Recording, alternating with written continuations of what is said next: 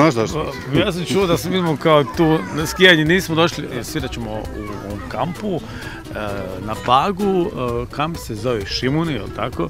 Da. I sad smo došli malo vidjeti, prije toga smo nam ponudili takozvane kratki tečaj iz podvodnih aktivnosti, da, i Podvodnih sporta, takozvani Discovery, do 5 metara.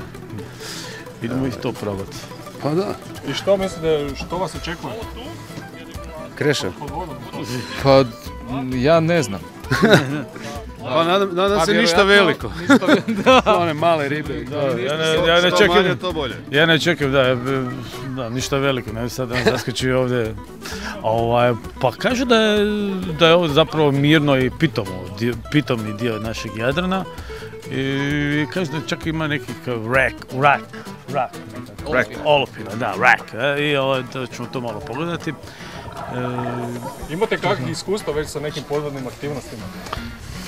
Imamo, da, ove ljetne svakodnevne, ronjenje na dah i to ja sam našao do jednom svoju 2,5 osobnu. metra. Ja sam našao svoju osobnu jednom u moru, da. Nisam neće baš ronio, ali suba je. Ja sam sve zaboravio, tako da, kao da i nisam nikad ronio. Ali u principu, sjećam se da je onako baš dobar osjećaj.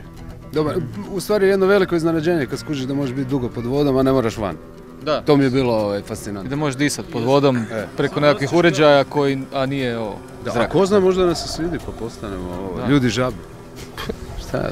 Možda napravimo koncert nekakav ispod mora, još nismo sigurni, ali nadamo se da će nam se ovo dopust sve sigurno. Kad ljubio ispod mora? Ne. Ne, pa ne. Samo sebe misliš. Možemo se praviti ljubiti ispod mora. Pa da, asocijacija.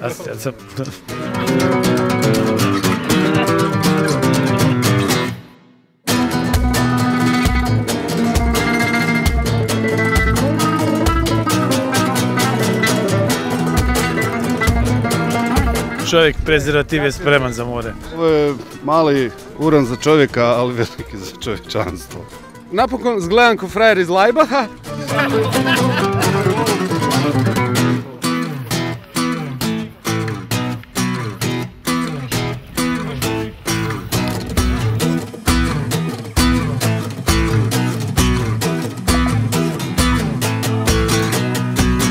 Prošle godine je bilo dobro, ali ove godine će biti još bolje. Svi nam dođite, od 23. do 25.5. u kampu Šimuni, prava ronilačka avantura. Šimuni Dragrux igre.